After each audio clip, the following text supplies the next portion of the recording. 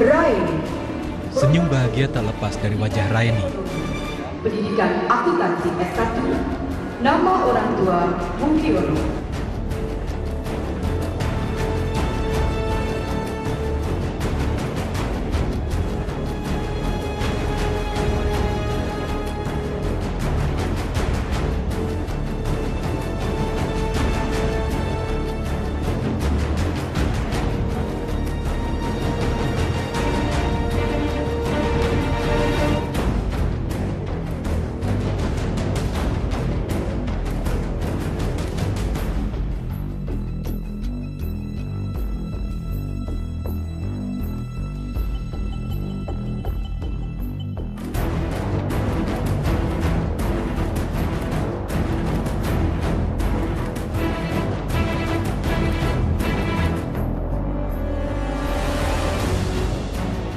Ya, sangat terharu sekali itu dengan nilai yang setinggi itu ya. Jadi cita-cita saya, anak saya tuh bisa terlaksana.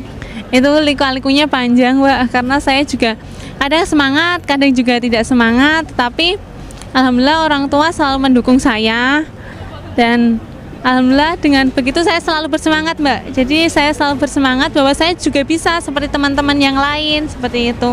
Kenapa tidak? Karena ya rezeki yang diatur oleh Allah Subhanahu wa taala. Jadi setiap orang pasti sudah diberikan rezekinya masing-masing. Tinggal usaha kita.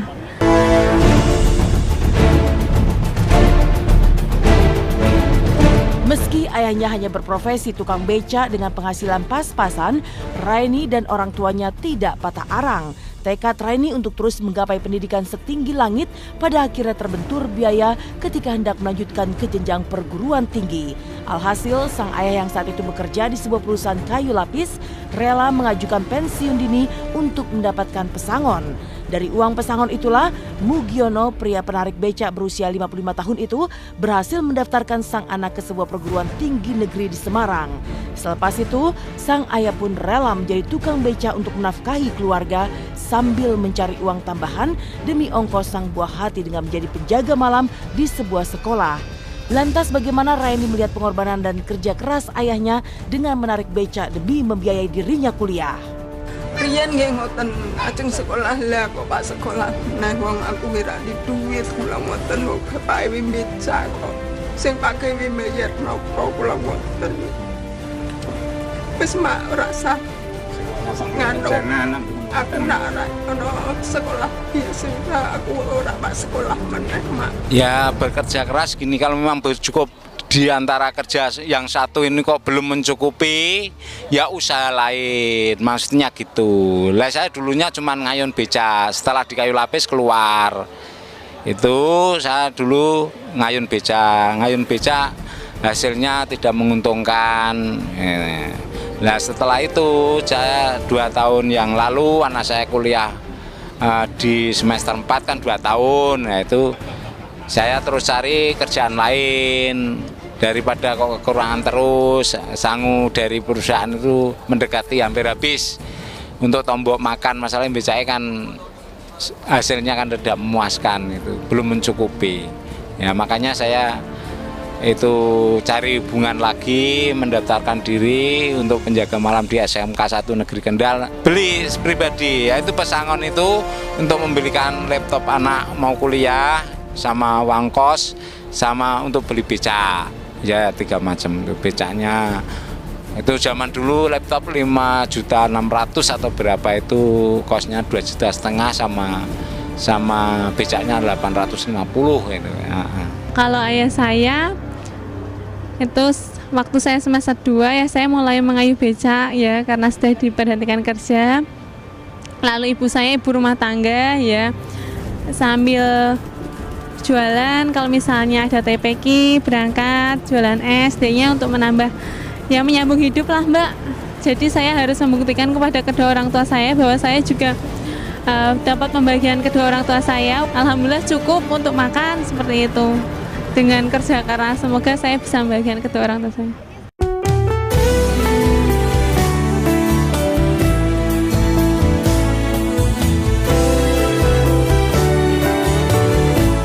Raini, lulusan terbaik di Universitas Negeri Semarang itu sontak mencuri perhatian dan menjadi perbincangan ketika ia dengan rasa percaya diri dan tanpa rasa malu ketika diantar sang ayah dengan becak ketika hendak diwisuda.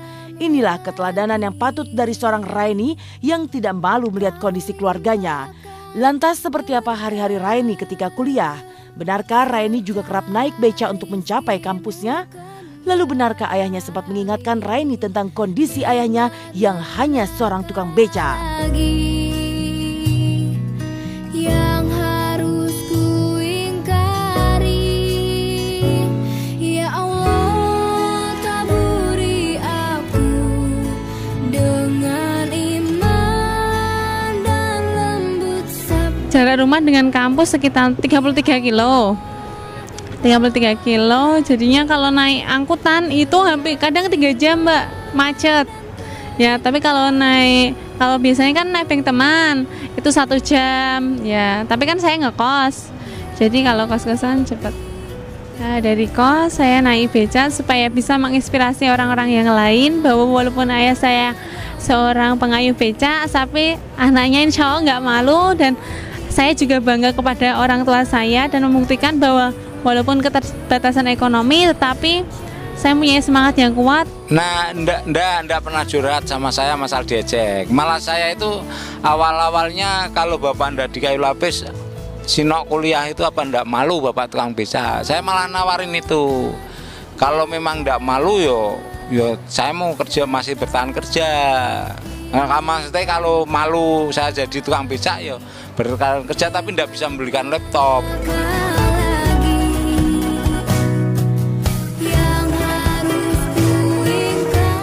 Gadis berusia 21 tahun ini telah meraih gelar sarjana ekonomi dengan predikat cum laude.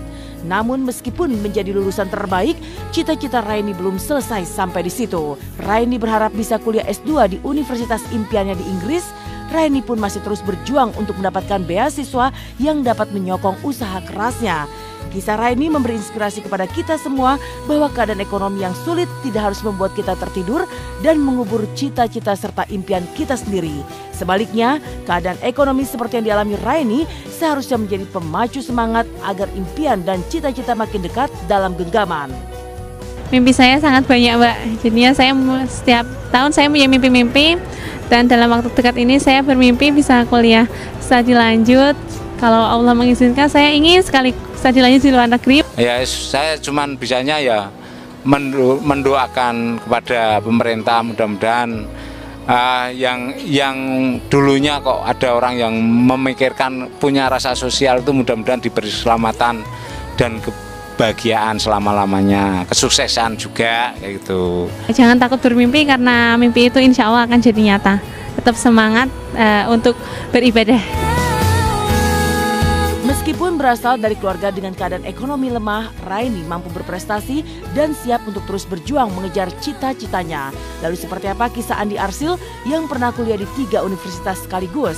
Benarkah pemeran Robi dalam Tukang Bubur Naik Haji ini pun tengah giat mengejar gelar pasca sarjananya? Kisahnya sesaat lagi hanya di Silet.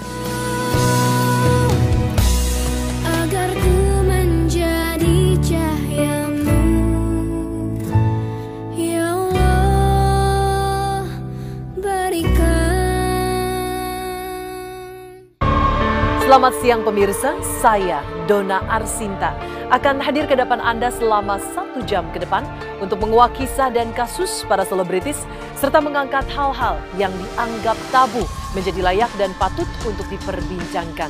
Semuanya akan dikupas secara tajam, setajam Silet.